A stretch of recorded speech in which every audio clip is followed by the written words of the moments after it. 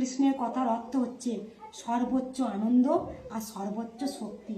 যেমন বাড়িতে যখন দুঃখ হবে আপনি একবার বলবেন না ঘরে কোনো জয় কৃষ্ণ কালী মায়ের জয়, দেখবেন আপনার ভিতরে একটা অন্যরকম ভাইবেট হবে। মাকে ডালে একটা অন্যরকম আনন্দ, একটা কোথা থেকে আনন্দ আপনার মনে চলে আসবে।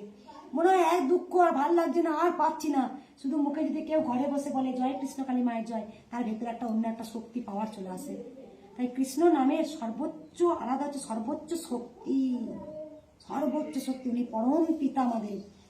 দেবাদিদেব মহাদেব তো আদি, তিনি অনন্ত, তিনি আদি, তিনি অনন্ত, মহাকাল, মহাকালী, পরম বৈষ্ণব, পরম বৈষ্ণবী মা, মাতা পরম বৈষ্ণবী।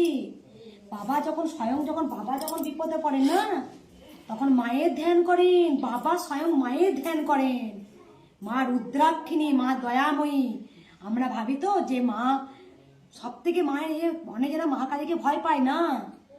মা কালী আমাদের কালী ঘুচাবার জন্যে মায়ের রং কিন্তু কালী হয়েছে। মা কি সত্যি গায়ের রং কালী? মায়ের রূপ আমরা নিতে পারবো না। মা যে ডাকটা কত পবিত্র আর কত যে মানে মা, যখন মা বলে আমি ডাকি না, তখন আমি বুঝতে পারি যে কত দয়াময়ী, তার মধ্যে কত দয়া মায়া।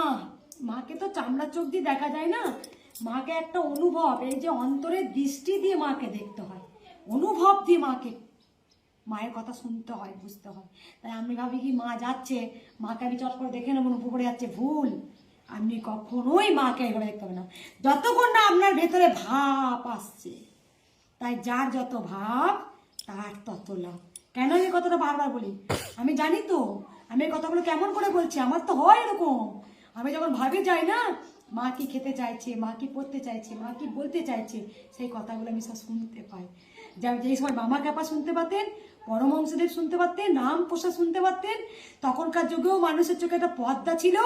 আমি যদি বলি, এই যে আমি বললাম, এই যে মা আমাকে স্বয়ং বললেন আমার মন্ত্র হবে জয় কৃষ্ণ কালী মায়ের জয়, এই